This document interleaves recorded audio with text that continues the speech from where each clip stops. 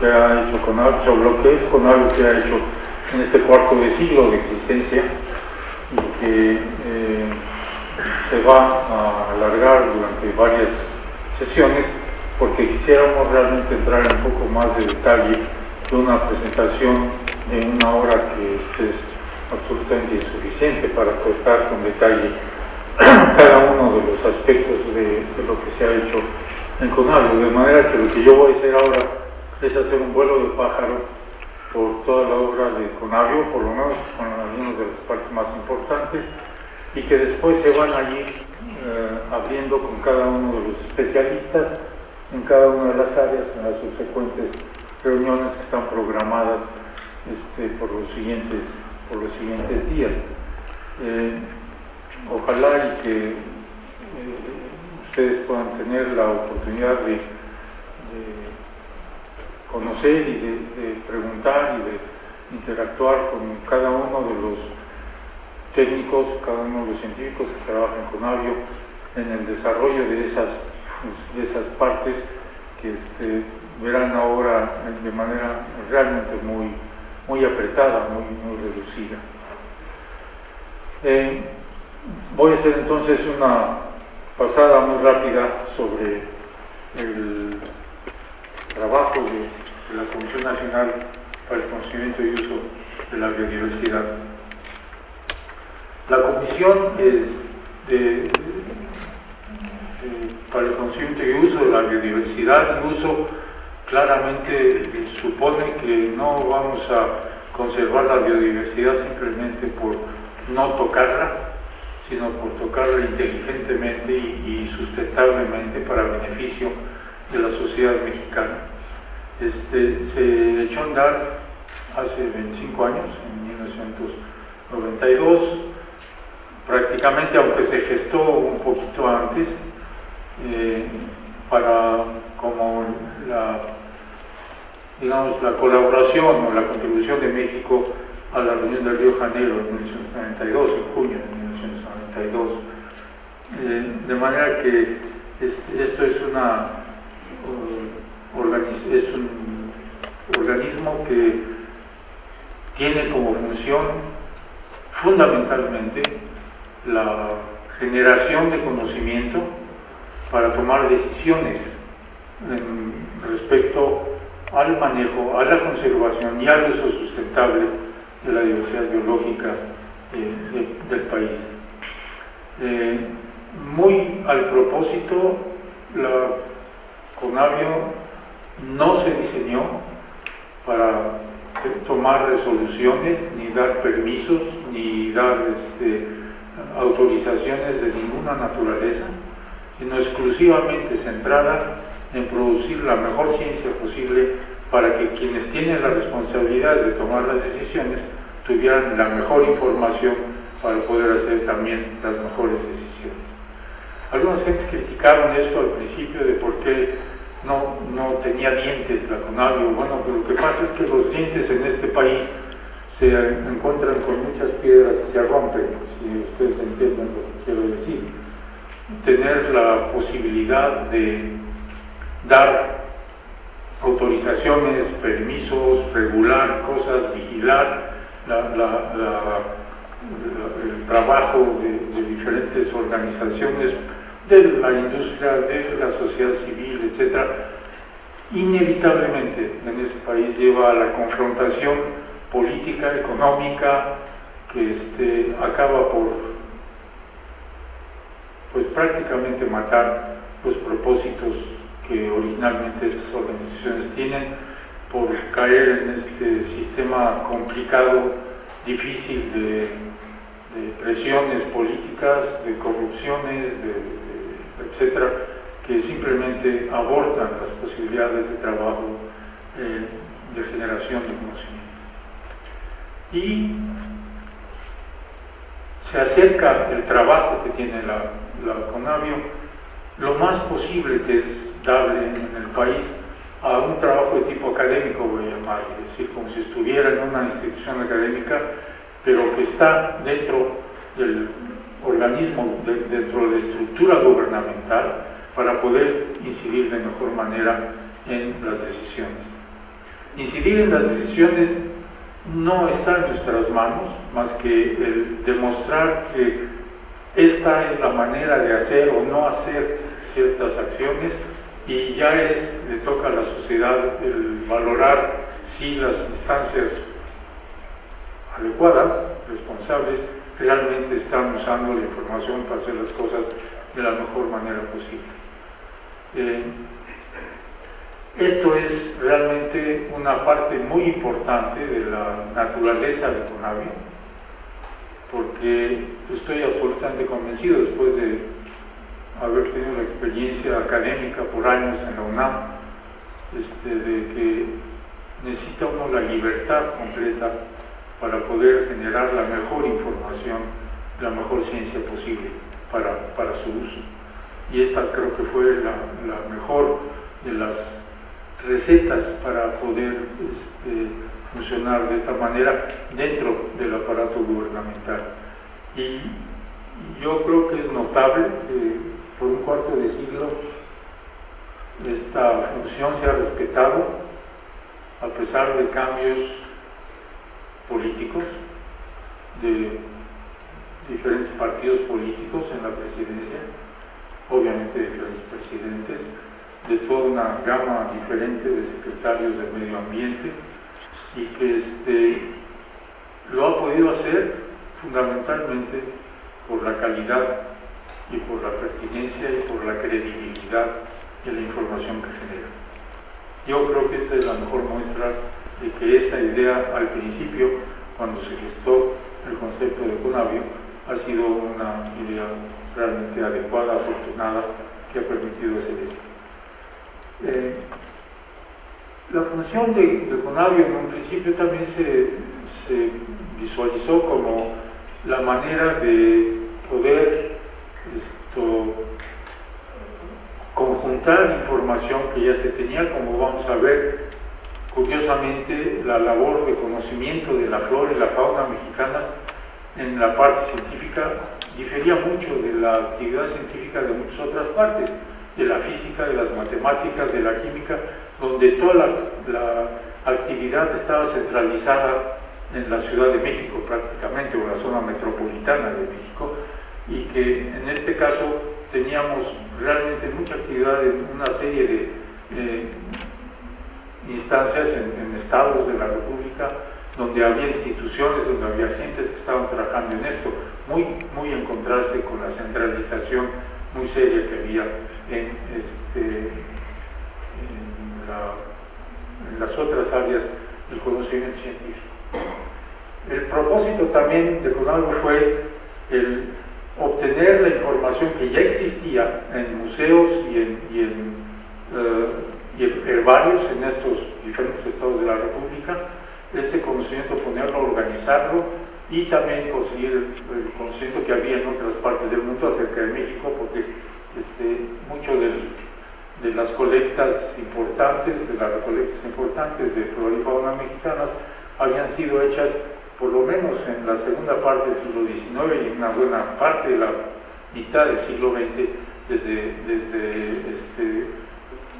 instituciones del extranjero, fundamentalmente norteamericanas, es decir, estadounidenses, pero también de otros lados. No olvidemos las excursiones y los viajes de gentes como Humboldt y muchos otros científicos que venían de instituciones europeas, del Museo de Historia Natural de Francia, de los jardines botánicos de Kew, del British Museum, etc., que venían a estudiar la riqueza biológica del país y que se llevaban las colectas a sus respectivas instituciones. El otro punto que ha sido muy importante en la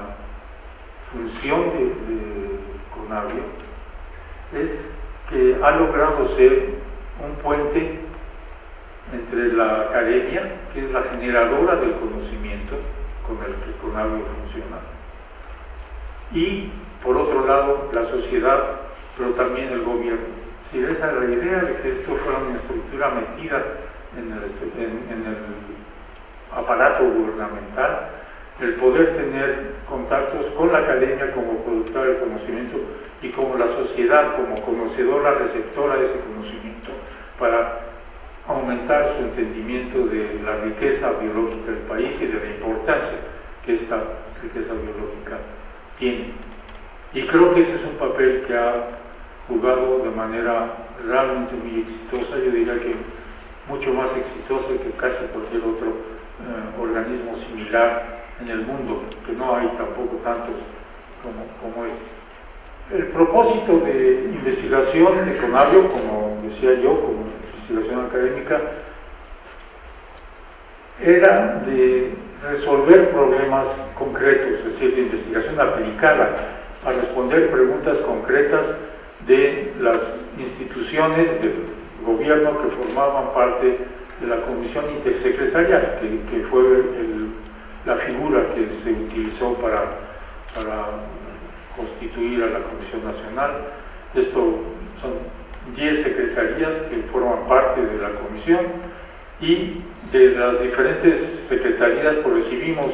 demandas de información sobre determinados problemas que quieren tener información o tener conocimiento o conocer los impactos de alguna obra sobre la diversidad biológica del país, y esto es lo que CONABIO ha hecho, ir a resolver problemas muy concretos, muy precisos, pero también ha apoyado, porque no había otra manera de poder tener esa información aplicada, la investigación básica, que es la que se hace en las universidades, en las instituciones de investigación, del CONACYT, y en algunas también ONGs que trabajan en este campo. Ellos son quienes hacen la investigación fundamental, los datos básicos de trabajo, apoyados en una gran medida a partir de 1993-94, que es cuando tuvo recursos la CONABIO, hasta la fecha, aunque en los últimos 2 años, por las circunstancias del país, no nos han permitido tener los recursos para seguir apoyando proyectos como lo hemos hecho a lo largo de los casi 25 años de vida de CONABIO. De ahí proviene toda nuestra información, y a partir de ella es que CONABIO genera entendimiento, genera información nueva, genera inteligencia sobre la conservación, la restauración, el manejo sustentable de la diversidad biológica del país. Desde luego, cuando hablamos de esto, estamos hablando de cantidades muy grandes de datos que requieren un manejo que va mucho más allá de simplemente tener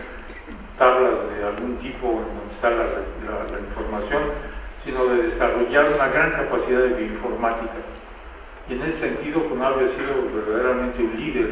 en el desarrollo de bioinformática aplicada a los aspectos de diversidad biológica en el mundo. Lo sigue siendo hasta ahora. Los sistemas que tenemos en CONABIO son realmente de primera magnitud, aunque probablemente, por ejemplo, existe un organismo que es el Global Biodiversity Information Facility, el organismo de información global de biodiversidad, que está en Dinamarca, que ha recibido información de todos lados, pero que de ninguna manera tiene la capacidad de análisis y de aplicación local que CONABIO tiene para México. Esta es una información global que da idea de la distribución de las especies en el mundo, es muy amplio, tiene cientos de millones de datos, de especímenes, pero que no tiene la profundidad de entendimiento de los procesos como ocurre en el país, de tal manera que esto realmente ha sido una parte muy importante. El otro punto es que desde un inicio, desde el primer día de la vida de CONABIO, toda la información de CONABIO es de acceso público, absolutamente todo, y no nada más los resultados de los proyectos que son apoyados, sino también las tablas, los datos están disponibles para que cualquier investigador que tiene interés en esto pueda entrar a los datos fundamentales de campo, reanalizar los estudios y hacer otro tipo de estudios o verificar que lo que ha salido de ese estudio está está bien hecho o no está bien hecho, y entonces comunicarse con la gente que lo ha hecho. Nadie en ningún lado tiene esta accesibilidad de información básica a los datos fundamentales de donde salen todos los estudios de CONAVIO. Este es el edificio CONAVIO, para los que no lo conocen, ahí en la cruce de Periférico Insurgentes, enfrente de Perisur. Y voy a hablarles un poquito de la estructura fundamental. Esto es la columna vertebral del CONAVIO, el Sistema Nacional de Información sobre Biodiversidad, que por ley de JEPA, CONAVIO tiene que armar para el país. Está constituido de 4 elementos principales. Por un lado, la base de datos, que es a la que me refiero, que en este momento es la base de datos más grande para un país, en cualquier país del mundo, que está bajo un solo techo y que está organizada de manera realmente accesible de muchas maneras, y cada vez lo está haciendo más, como seguramente verán en la presentación del desarrollo de algunas de las partes de comunicación de la ciencia que CONAVIO ha hecho. Está basada en las especies, en los nombres latinos de las especies, como los tabiques de construcción de la base de datos, y está también apoyada por los, voy a llamarle en una equivalencia, por el metro de platino que está en París, para que las medidas sean exactamente las mismas. Hay catálogos y hay estudios que ponen exactamente los nombres de las especies como deben ser. Ustedes saben muy bien cuando escriben en internet y ponen el nombre con una letra de más o una letra de menos o una H de más o lo que sea, les da otra cosa. Bueno, el sistema no conoce el latín, y si la especie no está escrita adecuadamente, lo que le va a dar, simplemente les va a dar otro resultado, va a ser inútil, y hay que tener un cuidado muy grande en este sentido. Y este es uno de los esfuerzos más intensos que desde un principio CONAVIO ha hecho y que hace. Hay alrededor de una quincena de personas en CONAVIO dedicadas a revisar una por una todas las accesiones a CONAVIO para verificar que los nombres latinos están bien, que son adecuados y son legítimos, y que por otro lado las georreferencias, que es a lo que voy a tocar en un momento más, es decir, la posición geográfica de los especímenes es correcta. Si estos datos no están bien, el dato se regresa al proveedor de la información para que la revise, la ponga bien y nos la vuelva a poner. De tal manera que hasta donde es humanamente posible, la información que está en la base de datos es la más confiable posible. ¿Hay errores humanos? Sí, hay errores humanos, porque hay gente que puede haber identificado mal una especie que se sigue identificando mal por mucho tiempo hasta que se corrige. Pues si nosotros encontramos la corrección, se hace la corrección y entonces esas cosas se van depurando. Este es un trabajo que está basado en el trabajo no nada más de los cientos de personas que trabajan en México, sino de los miles de científicos taxónomos, biosistemáticos, que están trabajando en diferentes grupos en todo el mundo, de tal manera que realmente pues tiene la confiabilidad que cualquier obra humana puede tener en el mundo. El otro punto muy importante a la información biológica, digamos, esta es la pierna biológica del sistema, es la información geográfica, la georreferenciación de todos y cada uno de los especímenes que están en el sistema, en el SNIP. Para lo cual CONAVIO ha tenido que ir desarrollando a lo largo de los 25 años cada vez creciente capacidad de manejo tecnológico, de manejo de información tecnológica y de imágenes de satélite, etcétera, que nos permiten realmente poder hacer este trabajo de manera espléndida. Tenemos quizá la mayor capacidad de cartografía electrónica en el país, probablemente similar a la de INEGI o en algunos casos un poco mejor. datos de vegetación, de climas, de infraestructura, de poblaciones, etcétera. Todo lo que forma esto que se conoce como los sistemas de información geográfica, que permiten darle un contexto espacial a cada espécimen colectado en México. Eso es realmente muy importante, y estos dos elementos son los que constituyen realmente la robustez del sistema nacional. La otra cuestión es las herramientas estadísticas y de análisis que se requieren para poder analizar la información que está ahí en cantidades muy altas. Todas las herramientas estadísticas, el software, etcétera, que se ha tenido que usar, ha sido desarrollado en casa. Esto es algo que hacemos totalmente en casa, y esto es lo que nos ha dado una fortaleza muy grande en la parte bioinformática. Y finalmente, algo que uno diría, bueno, no es tan importante, es que, como ya les decía antes, toda la información que usamos fundamental viene de los cientos, ya miles ahora afortunadamente, de personas que trabajan en lo que podríamos llamar las ciencias de la biodiversidad en México, en todas las instituciones de investigación, de educación superior, que tienen esta capacidad y que consecuentemente se convierte en una información, voy a llamarla de validez social académica, porque no es lo que 4 o 5 personas sentadas alrededor de una mesa han pergeñado sobre un estudio, sino el estudio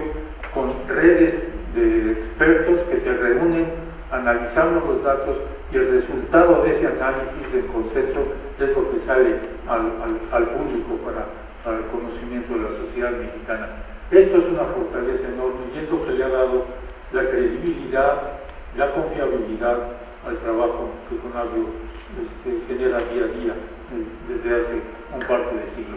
Y el otro punto importante, y este es reciente,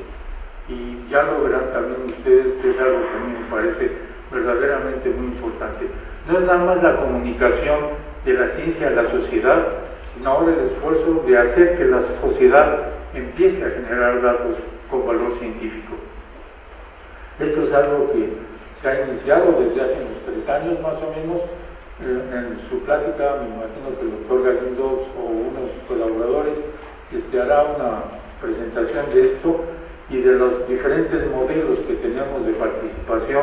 de la gente en la generación de información sobre especies mexicanas,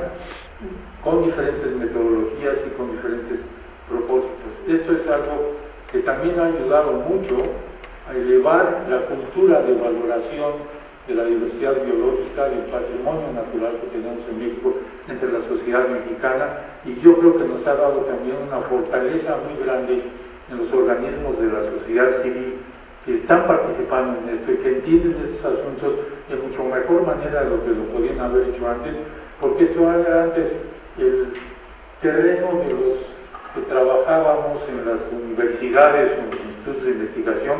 y ahora es algo que también pertenece a la sociedad. Y esto tiene un valor muy grande en cuanto a la participación social en la defensa, en el apoyo, en la presión a que las diferentes instancias que tienen la responsabilidad del cuidado, del manejo, etcétera, de la conservación de nuestros recursos naturales realmente cumplan con lo que están haciendo. ¿Cómo está distribuido los herbarios y la cantidad de especímenes que hay, los estados que tienen herbarios y el tamaño de los mismos? Y no se fijen mucho en los colores, nada más vean que el hecho que un estado tenga colores es que tiene herbarios, tiene gente, algunos más grandes, otros más chicos, pero vean que la distribución realmente es una distribución que suena bien para un país como el nuestro, con la riqueza que tiene. Lo mismo en las colecciones zoológicas, que decir en los museos que conservan toda la información de las colecciones de animales. Esto ha sido muy importante, y esto fue una de las cosas que ayudó a convencer al país en 1892 de echar a andar Conavio como un organismo nacional, porque no íbamos a empezar de la nada. Ya había mucho trabajo de estudios que se habían hecho en México desde el siglo XIX, incluso un poco antes, y que eran una base enormemente importante, no solamente de información, sino de capital humano y de capital institucional. Esto fue realmente un hecho de gran trascendencia para convencer a México de que hiciera este esfuerzo. Esto es el desarrollo de la base de datos del FNIP. Tenemos ahora alrededor de 11.2 millones de especímenes que forman parte de la base de datos. Los datos que están en azul son datos que vienen de herbarios o de museos de los Estados Unidos. Como les decía yo, venían muchos taxónomos, muchos biogeógrafos, etcétera, de estos lugares a trabajar en México, llevaban sus especímenes a sus herbarios o a sus museos, y ahí mandamos gente de Conavio a capturar la información, mandarla en línea al país. En otros casos teníamos bases de datos enteras que los herbarios y los museos nos donaban a Conavio, y este otro tanto son de otras instituciones, fundamentalmente europeas, que es lo que conforma la base de datos de ahora. Esta base está creciendo muy grandemente y muy probablemente alrededor de un año vamos a subir a 13,5 millones de especímenes, y probablemente en unos años más, cuando se haya desarrollado la capacidad informática para ello, estaremos hablando no nada más del territorio mexicano exclusivamente limitado por las fronteras, sino del territorio de biología, es decir, el territorio biológico de biogeografía de México, de donde recibimos especies, y tanto al norte en los Estados Unidos como en el sur, para tener realmente mucho mejor entendimiento de la fauna y la flora mexicanas y sus relaciones más allá de los territorios políticos que nos definen ahora. Bueno, tenemos entonces la base de datos más grande para un país en el mundo, tiene una gran accesibilidad, y ahora ¿qué hacemos con ella? Si es como tener un gran directorio telefónico, por ahora ¿qué hago con él? Es mucho más que un directorio telefónico, obviamente, lo que ustedes se pueden imaginar aquí. Voy a darles algunos de las áreas de aplicación de esta información que se han desarrollado en Conavio, muchas veces en colaboración con otras instancias gubernamentales, como la CONAP o CONAFOR o el INEC, ahora llamado INEC, antes INE, que hemos trabajado con ellos, o con ONGs. La primera cosa muy importante que debo mencionar es que cuando tuvimos la capacidad de información ya bien desarrollada, por ahí del 2005 más o menos, 2006, se hizo el segundo estudio de país, que era obligatorio para todos los signatarios del Convenio de Biodiversidad, muy basado en el Millennium Ecosystem Assessment, que se acababa de hacer hacía poco, y que produjo el estudio más completo que hay sobre los ecosistemas de México, la biodiversidad de México, que está disponible en línea, también está disponible en papel. Si quieren cargar unos 6 kilos de libros, los pueden tener, si van a Conavio y los piden, pero está todo disponible en línea. Pueden bajar un capítulo, pueden bajar todo un volumen si quieren, y tiene 4 volúmenes, cuatro volúmenes, el cuarto acaba de salir hace poco tiempo,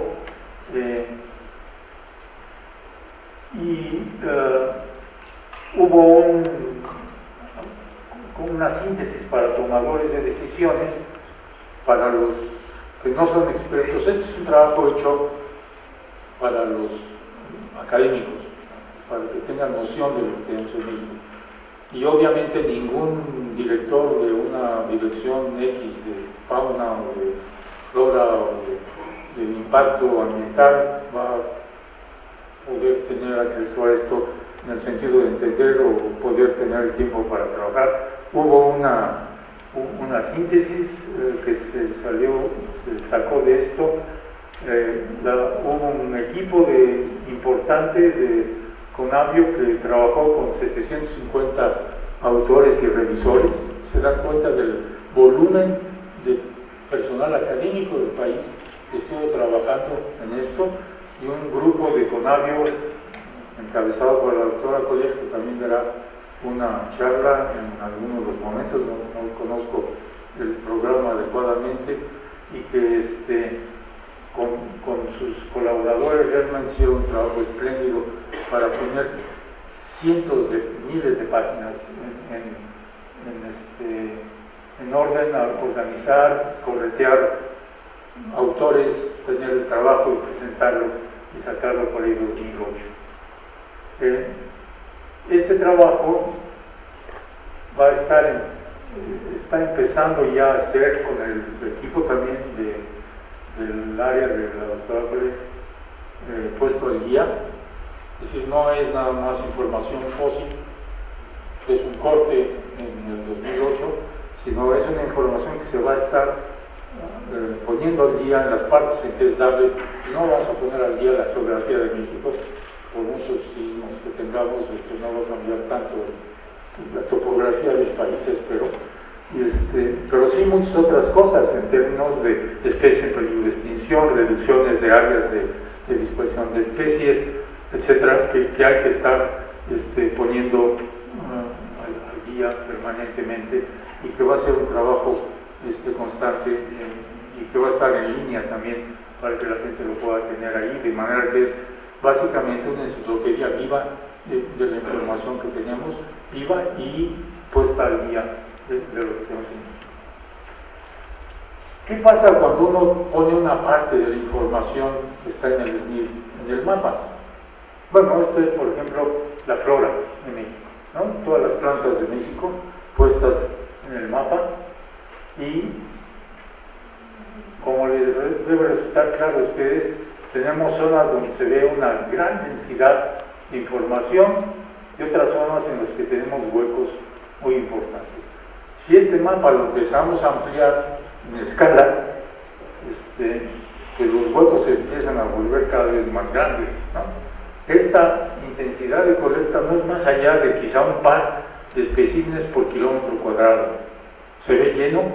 pero no es más que un par de especímenes por kilómetro cuadrado. Sí, necesitamos todavía colectar y reconocer áreas muy importantes, particularmente aquí y en la Sierra Madre Occidental, que como ustedes se imaginan, pues ahora no es fácil de acceder por otras razones, y que va a haber que seguir continuando en el estudio de este asunto. Como ven aquí, pues vienen de una enorme cantidad de proyectos, de estudios hechos y de colecciones de México y del extranjero. Este es, digamos, el mejor herbario virtual que tienen. No todas las especies colectadas en México están aquí, porque no todas las especies que están en los herbarios mexicanos están incluidas. Estamos ayudando a varios de los herbarios grandes que no están todavía digitalizados totalmente, a que terminen de tal manera que esto cada vez sea mucho más completo y sea más útil para los estudiosos de la flora mexicana. Una de las cosas que podemos hacer con esa cantidad de información es, por ejemplo, para una especie que está en peligro de extinción, predecir cuál es su área de distribución sin tener que colectar más esa especie, porque lo que no queremos es que haya menos organismos de esa especie en peligro de extinción, y es generar mecanismos, algoritmos que nos permiten con niveles de probabilidad saber la distribución potencial de esa especie. ¿Esto a qué ayuda? Bueno, a que si va a haber introducciones o reintroducciones de las especies se puedan hacer en los lugares adecuados, o que si va a haber una carretera en algún lugar, las gentes que van a hacer la carretera sepan que van a poder alterar, que a lo mejor van a alterar una zona crítica para una especie en peligro de extinción, etcétera, y hacer los cambios necesarios. Esta es una de las cosas que inmediatamente es dable, y podemos hacerlo para prácticamente todas las especies que están en la base de datos, pero también lo podemos hacer para especies con interés comercial,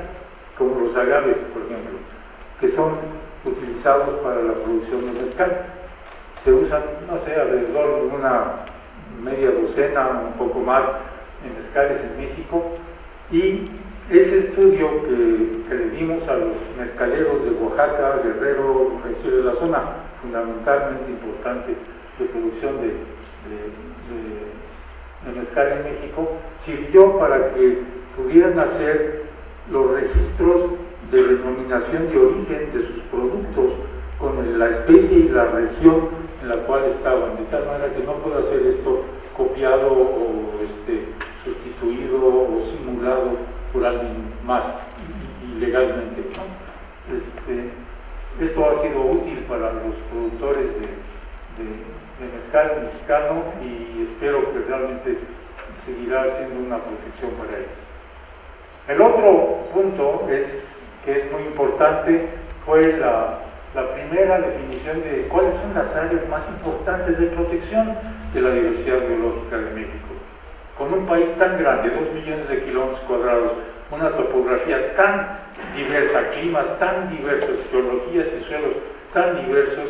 pues teníamos una variabilidad conocida como beta diversidad gigantesca y por lo tanto también es muy importante saber qué áreas son las más importantes para poder proteger. No es como una mesa de billar donde pues, un cacho de la mesa de billar es lo mismo que cualquier otro cacho de la mesa de billar. Esto no es el caso para nada en México. Y esto propició el primer estudio sobre prioridades de conservación terrestre, epicontinental y marina de México. Esto era con la información que teníamos. Ahora con la información más reciente se ha podido hacer esto estaba hecho con polígonos de 250 kilómetros cuadrados y esto ya está hecho con polígonos de 1 kilómetro cuadrado. Es decir, la capacidad de análisis y la precisión ha aumentado enormemente y entonces podemos tener de veras una información extremadamente útil para esto. Son muchas zonas que hay que conservar, sí, porque este es un país muy diverso y ahí pues habrá que priorizar cuáles son las que primero habría que poner bajo conservación. La otra función que CONABIO ha tenido es la de analizar los riesgos de introducción de organismos genéticamente modificados. Y esto es un estudio que se ha hecho en los últimos 12 años o 13 más o menos. Se han hecho más de 4.500 análisis de riesgo de organismos genéticamente modificados que van desde bacterias hasta mamíferos, pues, y en los cuales obviamente una cosa que juega un papel muy importante es la ley sobre biodiversidad de México, sobre la ley de protección a la biodiversidad, de la ley de organismos genéticamente modificados, perdón, y que es el elemento, es el documento base con el cual tenemos que regirnos para tomar decisiones aquí. Y en este caso, por ejemplo, en el caso de las especies cuyo centro de origen es México, la ley prohíbe la producción comercial, la plantación comercial de estos organismos genéticamente modificados, de especies que son mexicanas cuyo centro de origen es México. Y un caso claro de esto fue el algodón, ¿no? Algodón es originario de México, hay una especie muy importante que es Gossypium hirsutum, que es el mejor algodón del mundo, por cierto, y que tiene estas poblaciones que están en colores, aquí en diferentes, están prácticamente a lo largo de las zonas calientes, en las costas, y la decisión de CONABIO fue, después de analizar la biología de la especie, los sistemas de polinización, la dispersión de semillas natural, etc., decir, bueno, en estas zonas no se permite la introducción de algodón transgénico, pero en esta que está muy retirada y cuya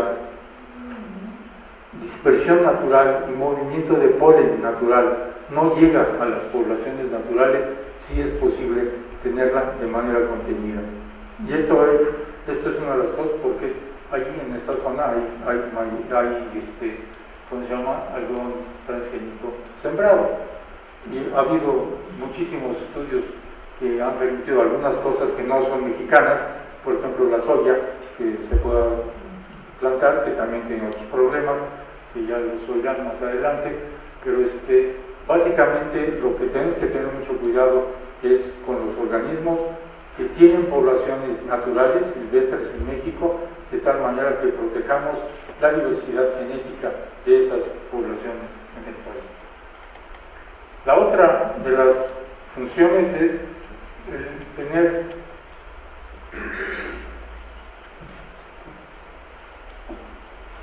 la capacidad de predecir la distribución de vectores de enfermedades por insectos. Con el cambio del clima, estos insectos se van moviendo también. Empezamos a tener moscos en donde no había mosquitos, empezamos a tener una serie de insectos en donde no había estos insectos, y este caso de la chinchosicona o vesicona, como se le llame de varias maneras, que tiene a los piratónidos, que son generadores del mal de Chagas. Ha sido un ejemplo. El mal de Chagas antes estaba constreñido a las zonas más cálidas, y por ejemplo en Morelos ahora ya estamos viendo que de las zonas más calientes de Jojutla, de las zonas bajas de Morelos, ya está subiendo, ya está en zonas de 1600, 1400 metros de altitud, y probablemente con la elevación de la temperatura esto pueda ir subiendo más todavía, y en una de esas, en unos años, podamos encontrarlo incluso en zonas del DF muy limítrofes con Morelos, en donde las características de clima y de altitud sean tales que puedan empezar a estar presentes. Esto permite tener planes de salud pública a tiempo para ir tomando acciones de, primero, concientización de la gente y de protección y de manejo adecuados para que, por un lado, la gente esté al tanto de esto y que se puedan hacer campañas de contención del movimiento de algunas de estas especies. Uno de los casos una de las fuentes de daño a la diversidad biológica en todo el mundo, quizá el segundo más importante, son las especies invasoras, es decir, especies que son propias de una región y que van a otra región y que producen daños realmente muy severos de diversa índole, por ejemplo, bloqueo de canales y de ríos, como fue el caso del libro acuático, que se trajo desde Brasil al norte y que ha producido problemas enormes en toda la parte norte del hemisferio americano, o de especies que desalojan a las especies nativas, se las comen, las dañan y que acaban con la diversidad biológica del lugar, como son, por ejemplo, en el caso de muchos peces carnívoros que se han traído como fuentes de alimentación, pero que han acabado con la fauna local, y que han generado daños muy fuertes en todas partes del mundo. Los daños a escala mundial son de miles de millones de dólares por el control que hay que tomar con estas especies. CONAVIO es el centro de información para este problema de todas las especies que hay en México y de las potenciales que pueden llegar a México, sobre su biología, su tratamiento, etcétera, que existe en la literatura. Es una función que CONAVIO juega como un papel muy importante y que produjo la Estrategia Nacional de Control de Especies Invasoras en México. Yo les comentaba que teníamos un gran desarrollo de capacidad geomática, de percepción remota. Recibimos una gran cantidad de imágenes diarias para diversos fines. Ahora van a ver algunos de los ejemplos, y que estamos procesando y poniendo a la disposición de todo el mundo que tenga interés sobre estas imágenes. Está totalmente accesible, excepto algunas imágenes que son de INEGI y que INEGI nos ha pedido que no se pongan a la disposición de la sociedad, pero todas las demás están disponibles. Esto requiere de una capacidad de manejo de información fenomenalmente grande. Aquí estamos hablando ya de terabytes de información diaria que nos están llegando por las antenas que tenemos de satélite y de donde recibimos toda la información. Una de las aplicaciones, quizá la primera aplicación más directa que hubo de esta capacidad fue la de la localización de incendios forestales en México, que se generó en 1998, un año de incendios en todo el mundo, fue un año muy caliente, muy seco, y a resultados de esto la Secretaría de Medio Ambiente nos preguntó, bueno, ¿qué daños hemos tenido a la diversidad biológica en el país? No nada más qué bosques se han quemado. Y esto se trabajó, la historia es muy linda, ya se las contarán también, de cómo llegamos a tener, sin tener la capacidad, porque no teníamos satélites para ello, poder hacer la primera evaluación de esa información, pasarla a la parte forestal de Semarnat para que empezaran a tener información adecuada y que como resultado de esto se tomara una decisión de política pública de protección a las áreas incendiadas para que no se pudiera cambiar el uso del suelo forestal, ¿no? Esta información se recibe diariamente, 15 minutos después de que el satélite pasa por la región, porque pasan varias veces al día, por la región adecuada, sale la información automáticamente a todos los estados que fueron cubiertos por esa banda de dónde están los incendios. En 15 o 20 minutos la tienen ahí, de tal manera que saben 20 minutos después de que se generó un incendio dónde está el incendio y pueden ir a combatirlo con mucha más eficacia de lo que lo pueden hacer 3 o 4 días después, cuando ya se volviera una conflagración realmente muy importante. Esta información la producimos a diario, como les digo, se manda a todos los estados de la República y también se manda gratuitamente a todos los países de Centroamérica, porque nuestros satélites cubren todo el mismo centroamericano, de tal manera que ellos también están recibiendo esta misma información diariamente. La otra cosa que hemos hecho en combinación con Canadá, los Estados Unidos y México fue hacer el primer mapa de cambio de uso del suelo en todo el continente americano. No existe otra cosa de esta dimensión en el mundo, que está hecho con las mismas metodologías y que permite hacer comparaciones de cambios de uso del suelo en todos los países del continente americano. Esto es realmente una información muy, muy importante. Y esto nos dio el espacio para poder hacer monitoreo ya de ecosistemas mexicanos con mucha más precisión de lo que ese mapa anterior teníamos. Y empezamos por el sistema que nos parecía más sencillo, que son los manglares. Es sencillo en parte porque está muy bien definido geográficamente, está en las costas y no tiene tantas especies, no es muy complicado de distinguir, y resultó que era muy complicado porque los tamaños de los manglares varían desde 30 metros de alto hasta 1 metro, y estos pues generan confusiones ¿cómo se llama?, separación en las imágenes de satélite. Bueno, el hecho es que empezamos en el 2005, luego tuvimos un segundo monitoreo en el 2010, uno en el 2015, hace dos años, y tenemos ya con una precisión de 1 hectárea la cobertura de manglares en este país. Empezamos con fotos aéreas, porque no había en este tiempo los 80 imágenes de satélite, para poder tener realmente una serie de tiempo de cómo han ido perdiéndose manglares en el país. El último recuento del 2015 mostró un pequeño aumento de unas 10.000, 12.000 hectáreas más de manglares de lo que había en el recuento. Esto se va a hacer cada 5 años y esta publicación es absolutamente accesible a todo el mundo, y además existe más de 300.000 fotos aéreas de gran detalle, tomadas con la ayuda de la Secretaría de Marina, que es otro de los miembros del Comité Intersecretarial de CONAVIO,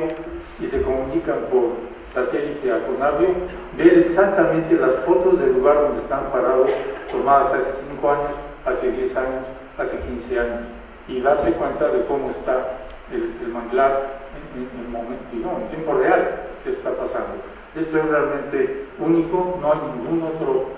monitoreo de esta naturaleza en el mundo. Un aspecto más que estamos haciendo, y es el ver, ¿no?, además de, bueno, cuánta cobertura tenemos de diferentes ecosistemas en México, es un monitoreo de la biodiversidad, es decir, del estado de salud, por así llamarlo, de los ecosistemas en el país.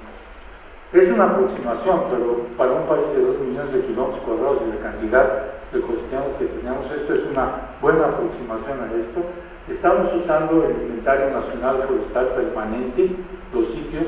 para llevar allí y hacer grabaciones de huellas y excretas de animales. Las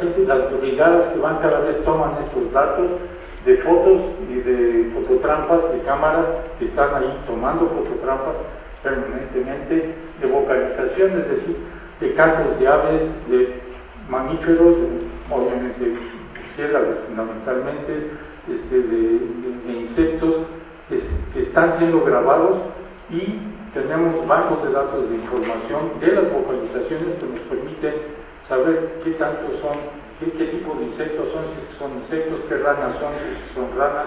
qué aves son las que están cantando, etc. Y tener una idea de cómo se va modificando la composición de la, ya no nada más de los árboles, sino de la composición faunística de los ecosistemas. Esto es también algo que ningún otro país está haciendo en el mundo. Apenas está empezando,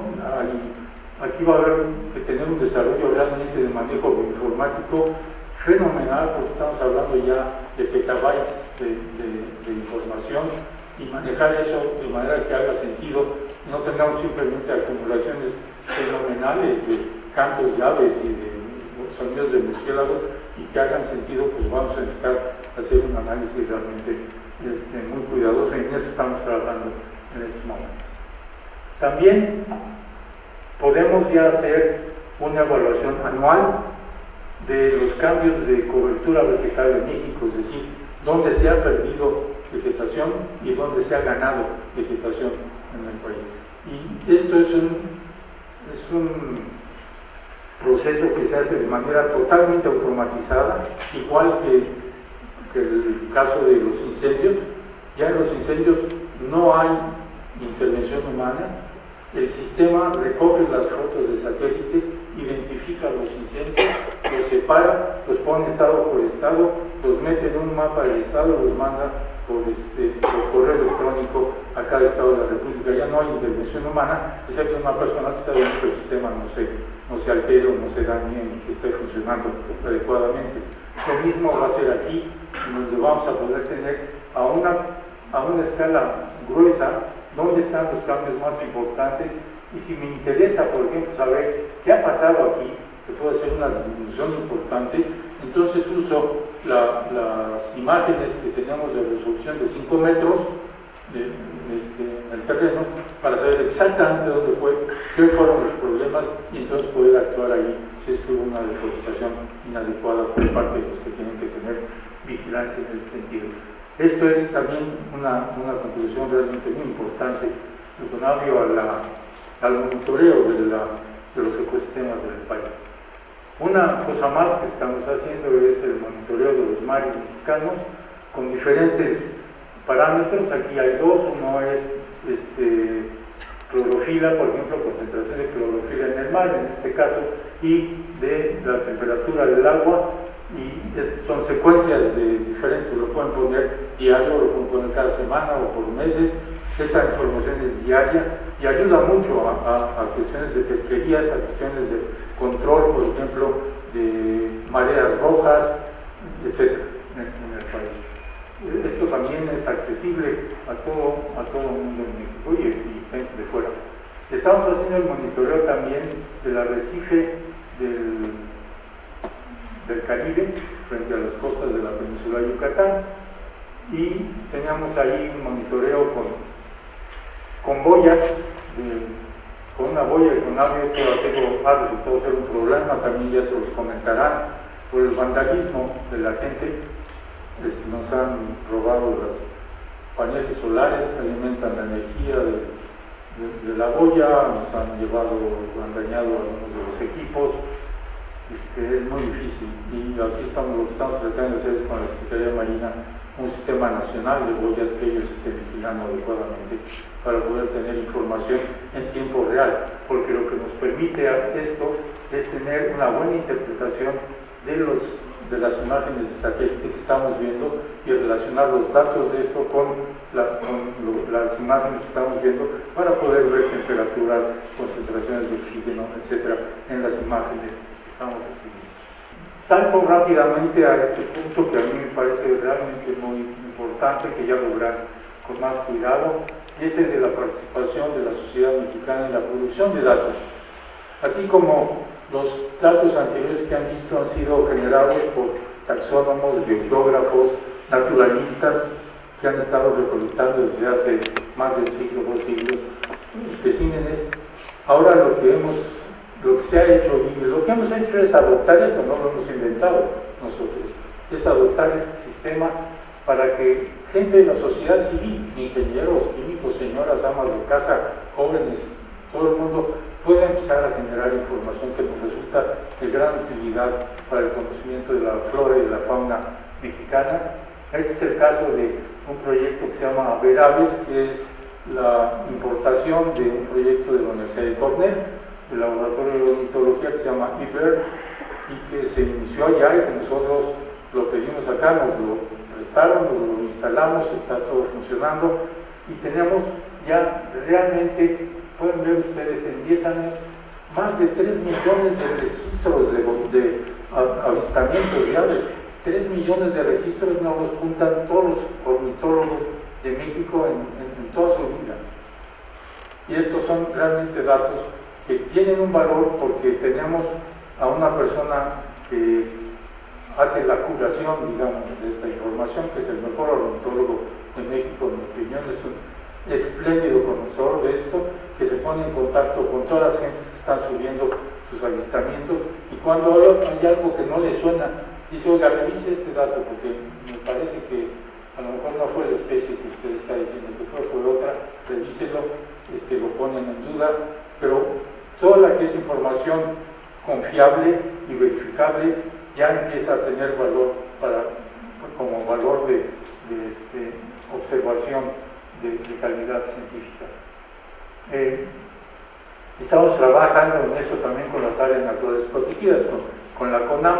para también generarles guías a ellos que puedan tener ahí para los visitantes a las diferentes áreas, etc. El otro es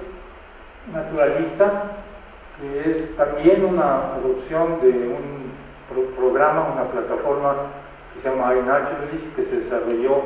en Berkeley y que ahora está residente en la Academia de Ciencias de California. Las 2 personas que lo desarrollaron estuvieron con nosotros en Conavio, les encantó la idea de que lo pudiéramos usar, nos ayudaron a entrenar a la gente y a instalarlo, y ahora Conavio es parte de toda una red de información naturalista en el mundo, con datos realmente impresionantes de la cantidad de datos que se toman. Aquí sí ya no es yo vi tal ave, es aquí tengo una foto de esa ave, y si la foto es buena y un buen ornitólogo la puede identificar, eso es casi tan bueno como haberla colectado y haber echado un balazo, bajarla, taquidermarla y ponerla en una colección, en un museo. Esto es verdaderamente muy importante. Hemos tenido ya una gran cantidad de datos, Carlos se los va a dar, estamos hablando en los cientos de miles ¿cómo? Medio millón de observaciones ya en poquito más de 3 años, con muchos jóvenes trabajando. Estamos capacitando chicos de Chiapas, Oaxaca, que son nativos de estas zonas a convertirse en guías de turistas, guías de ornitología, para que puedan tener ingresos como en programas de ecoturismo, para que puedan ir produciendo sus propias guías de aves, por ejemplo, o de cualquier otro organismo. Aves, lo digo porque es una cosa se viene muy rápido a la cabeza, pero tenemos expertos en reptiles, en cactáceas, en orquídeas, etcétera, que están trabajando. Hay un grupo de tutores que les llamamos, que están pagados, están becados por Conavio con la ayuda de la Fundación Carlos Slim, y que están revisando permanentemente todas las fotos que se están subiendo y ayudando a identificar los grupos en los que son expertos qué especie es, avisarle al que tomó la foto si es que no sabe qué especie es, para que sepa qué especie es, y entrar a veces en debates de si es la especie A o la especie B. Pero esto empieza a generar redes sociales de gente interesada y comprometida con el conocimiento de la diversidad biológica. Para un país donde el 60% o más, entre el 60 y el 70% de los ecosistemas de México son propiedad comunal, rural, indígena, no podemos olvidar que hay que trabajar con ellos. Y en este sentido, verdaderamente, hay que tratar de comunicarles información que les pueda ser útil. No les vamos a enseñar qué árboles tienen alrededor, han vivido con ellos, los conocen muy bien, pero sí a darles elementos que les puedan facilitar el mejor manejo de su capital, porque es lo único que tienen, de su patrimonio natural. Una de las partes ha sido trabajar con productos específicos, en controlar la calidad de sus productos. Por ejemplo, los mezcales es una cosa que yo comentaba, aprovechar nichos de mercado, generar nichos de mercado, desarrollar empresas de ellos, empresas comunitarias exitosas. Los primeros estudios se hicieron con toda una serie de organismos, copales, por ejemplo, que dirían, no, bueno, ¿qué importancia económica tienen los copales para el Producto Interno Bruto del país? Ninguna, pero localmente tienen una importancia muy grande y ritualmente tienen una importancia muy grande. Y, por ejemplo, aquí se trabajó para identificarles todas las especies científicamente a los productores de copal, darles las áreas de distribución, darles elementos de propagación y de conservación de sus plantas para que puedan ir manteniendo esto, que es una industria local, que es muy importante. Lo mismo se hizo con mieles para la península y esto se sigue haciendo, ya verán esto con mucho detalle también, con agaves, como ya se los había mencionado, y también con nopales y tunas que cubren el 40% del territorio del país y que tienen una importancia local muy importante. Quizá el estudio de más profundidad, más serio, con más tiempo y de mayor repercusión ha sido el del corredor biológico mesoamericano, que tenía la función, como su nombre lo dice, de conservar los sistemas ecológicos desde esta parte de México hasta Panamá, que es básicamente el área mesoamericana, y poder servir de liga entre las áreas naturales protegidas, de tal manera que los dueños de esas zonas entre las áreas naturales protegidas pudieran hacer manejos de sus selvas o bosques de forma tal que se pudieran establecer corredores que permitieran el movimiento de los organismos que tienen hábitats más grandes de mejor manera. Esto en parte se ha conseguido, no ha sido fácil, porque en este país la dispersión de políticas públicas que hay y había, y espero que se vaya reduciendo fuertemente a partir de la última COP en México, propiciaban acciones de los campesinos a veces totalmente contrapuestas por apoyos económicos, por ejemplo, para deforestar, o por apoyos económicos para conservar, y esto ha sido un lío realmente muy complicado. No ha sido fácil esto, pero yo espero que con el aprendizaje que ha habido de casi 10 años de trabajo de Conavio aquí, se pueda proseguir de manera realmente mucho más efectiva y además con la colaboración que se logró, y esto yo creo que es una de las cosas más importantes, y ya se los harán también ver, el ir juntando a organismos como Zagarpa, como Cedesol, como CONAFOR, etcétera, a realmente empezar a tener programas que vayan a favor de la conservación y el manejo sustentable de los ecosistemas. Este es un proyecto que seguramente les va a generar mucho interés cuando se presente. Ese proyecto generó una parte que me parece muy importante, que es, bueno, ya tenemos comunidades trabajando con un grado de sustentabilidad adecuado en sus ecosistemas. Vamos a ver cómo hacemos para que el producto con el que están trabajando tenga un mayor valor en el mercado y consecuentemente sea un aliciente para que sigan trabajando de esa manera y no deforesten las áreas en las que están, de las que son dueños. Y para eso se escogieron estos productos y se ha estado trabajando con esta cosa que se llama sistemas productivos y de manejo amigable con la biodiversidad, buscándoles mejores nichos de mercado. También esto les dará idea de qué es lo que se ha hecho, por ejemplo, con café, que quizás ha sido uno de los más exitosos, también con cacao. Casi todo, café no, pero el cacao es originario de México. En México debería ser, si no el primero, por lo menos uno de los 2, 3 productores más importantes. No lo somos. ¿Por qué diablos? ¿Por qué no hemos tenido cuidado de, a lo largo de décadas, poder apoyar a estos productores, que otra vez pues, no es como el aguacate, que tiene un impacto económico muy grande, pero tiene un impacto local muy grande, pero además son estas cosas únicas. Nadie en el mundo puede presumir que produce chocolate o cacao del lugar de origen del cacao o de la zona de origen de Mesoamérica, manejado por los indígenas, con cuidado de la selva, y esto tiene un valor económico en los mercados,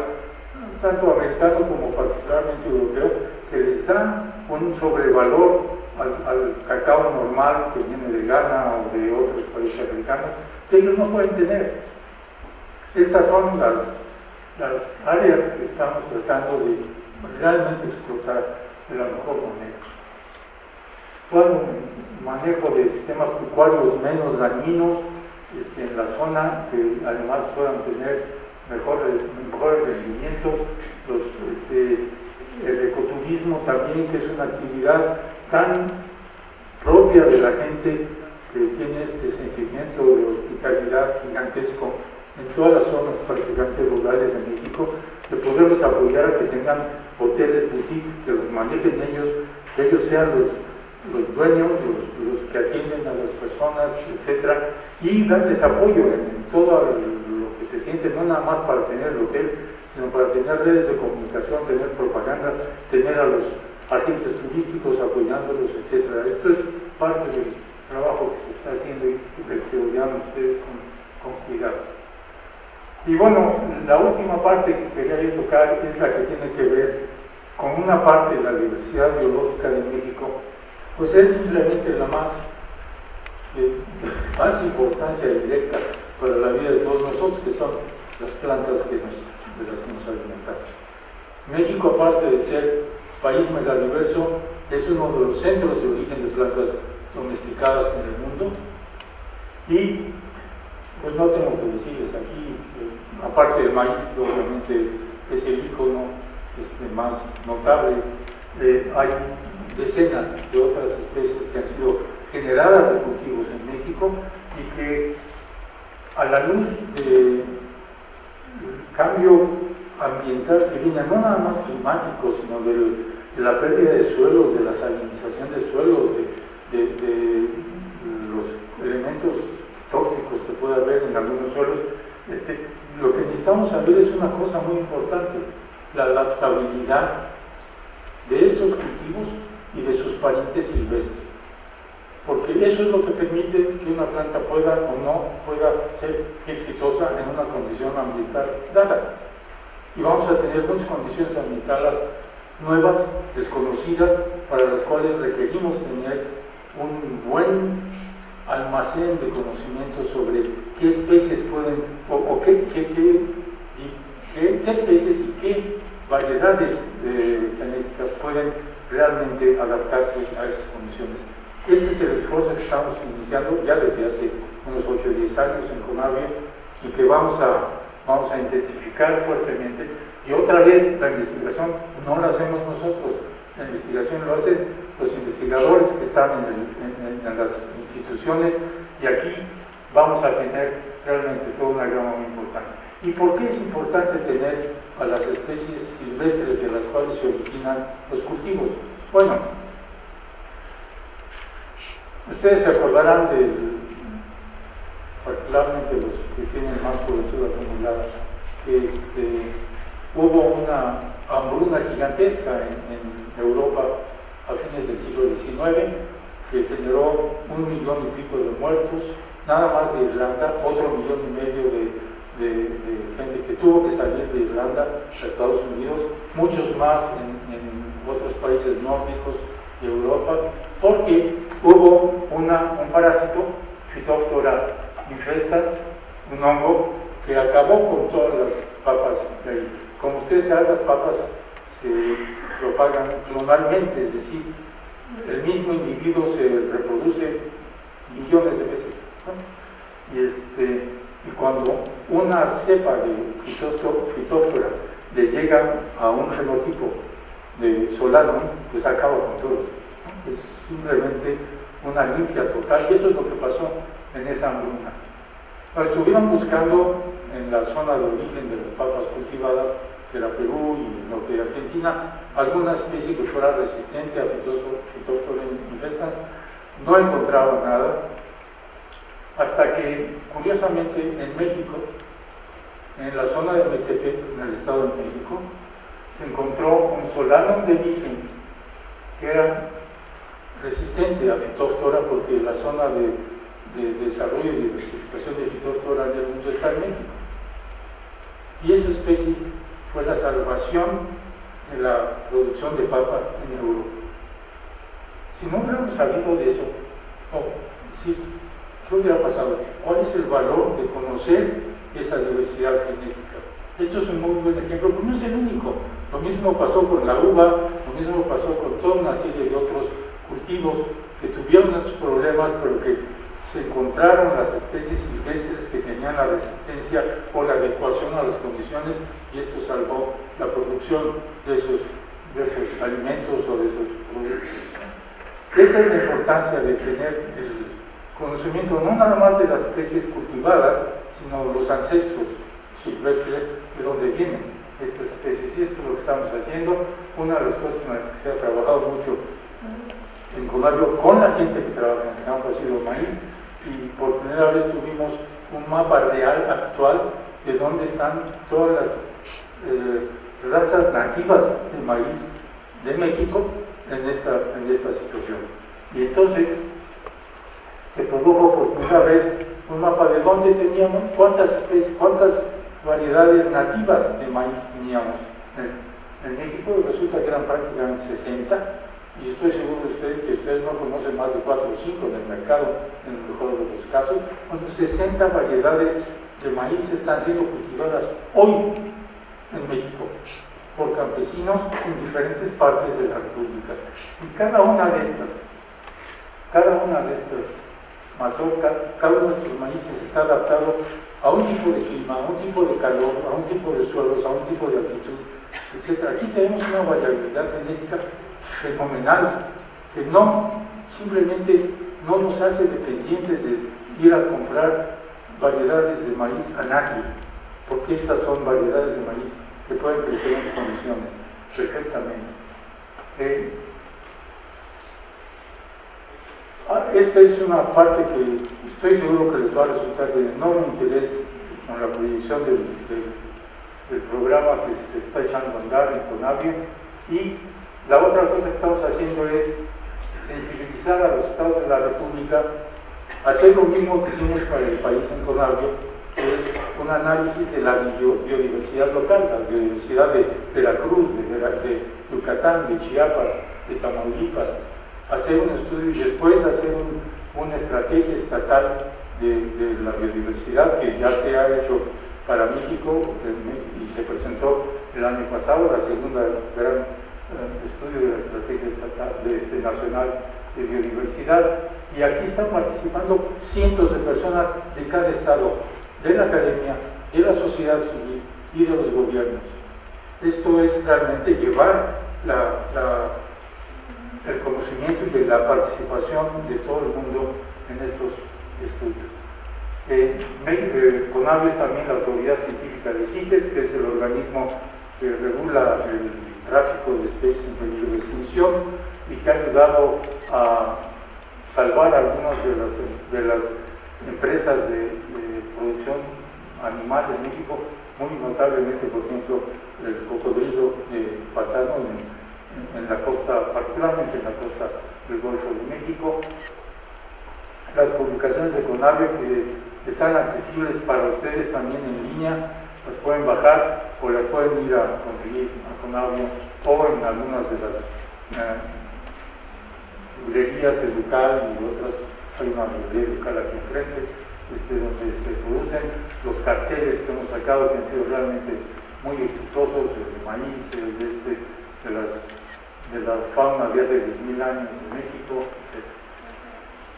El sitio web tiene un tráfico enorme, realmente muy alto, está creciendo permanentemente. Uno de los usuarios más importantes en esto, me da mucho gusto decirlo, son niños que están entrando a la página de niños de CONABIO de una manera importante. Es una página enormemente interesante para ellos. Yo les diría que el conocimiento de CONABIO ha ido mucho más allá de las fronteras de México. Este es un documento preparado por el presidente Obama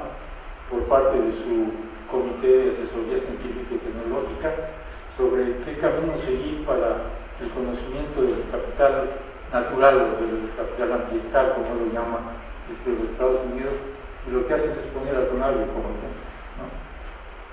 Los Estados Unidos no tienen un organismo de esta naturaleza.